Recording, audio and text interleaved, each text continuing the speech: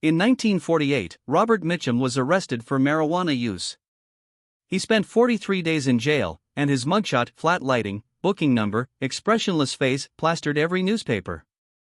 In Hollywood, such images were usually a career's ending. Yet, when he walked out, the calls didn't stop. His name stayed on the posters. Mitchum simply returned to the set, hit his mark, and delivered his lines. There was no apology, no rebranding. He didn't handle the scandal in any familiar way, he simply let it become another layer of his screen presence, a part of him that didn't quite belong to the script. A foundation of instability. Born on August 6, 1917, in Bridgeport, Connecticut, Mitchum's early life was defined by the sudden loss of his father in a railroad accident. This erased his primary point of support before it could even form, leaving a void that would follow him forever. His childhood became a series of shifts between relatives and households. These constant changes didn't create attachment, they forged a habit of quick adaptation and a deep-seated distrust in permanence. In school, he wasn't a rebel by choice, but by nature. He stood at a distance, observing more than participating. When he eventually left the educational system, it wasn't an explosion, but an inevitable turn toward the harsh reality of manual labor. Mitchum spent years drifting through jobs, learning to live without the need to prove anything to anyone. He watched people, how they spoke, how they hid themselves, and built an inner life that was quiet, restrained, and entirely self-reliant. The laborer in the dream factory. In the early 1940s, Mitchum entered Hollywood through the back door. Working at RKO, he wasn't an actor in development, he was a laborer trying to keep a job. He appeared in uncredited roles, westerns, and quickly produced serials. He was a small gear in a massive machine, entirely replaceable. Unlike his peers, Mitchum had no formal training. He brought no technique, only a way of existing that was already reduced and restrained. He didn't have a career strategy. He took the work, completed the part, and left.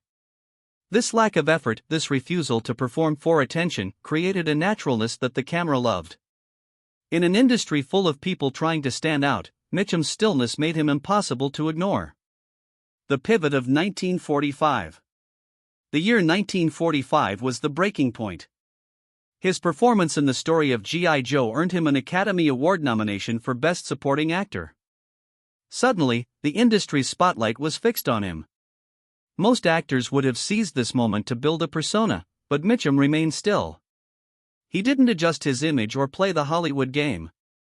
A quiet tension formed. Hollywood wanted to exploit a new star, but Mitchum refused to behave like one. He didn't reject the opportunity, he just didn't let it change him. I have two acting styles, with and without a horse. Robert Mitchum. As post-war cinema grew darker, Mitchum's weariness became his greatest asset. In Out of the Past, 1947, he didn't create climaxes, he controlled the atmosphere. As Jeff Bailey, he moved slowly and spoke little, drawing the audience in through his restraint. He became the axis of film noir, not bright enough for a hero, yet not entirely belonging to the dark. The 1948 arrest and the dangerous image. When the 1948 arrest happened, it should have been a collapse. Instead, it narrowed the gap between the man and his screen image.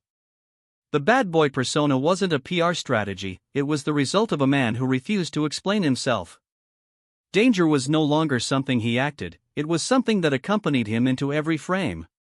He didn't try to start over, he simply continued.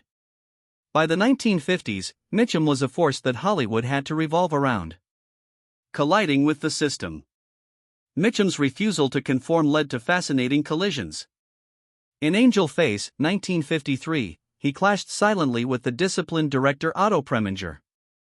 Mitchum's instinctive method wouldn't bend to Preminger's rigid control. In 1955, The Night of the Hunter saw him step fully into the darkness as Harry Powell.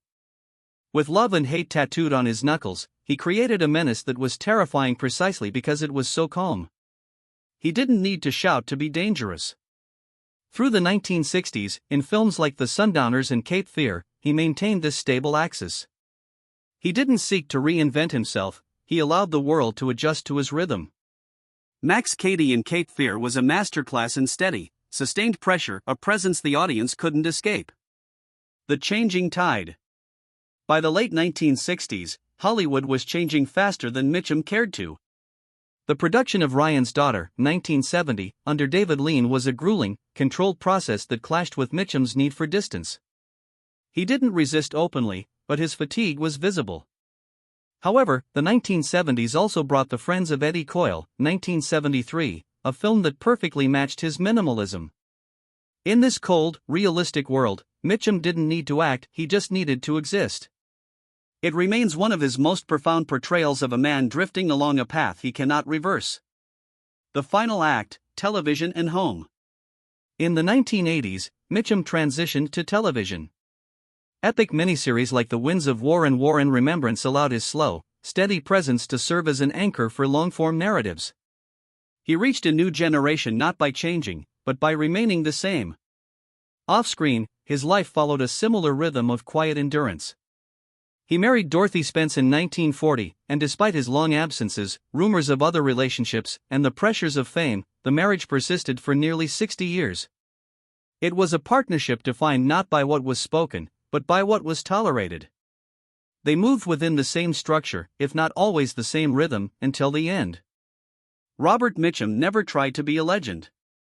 He simply worked, hit his marks, and kept his distance. That very detachment is what makes his shadow loom so large over cinema history today. If you enjoyed this deep dive into the life of a Hollywood icon, make sure to support us here at Prestige Buzz. Don't forget to like this video, subscribe to the channel, and hit that bell notification so you never miss a story from the golden age of film.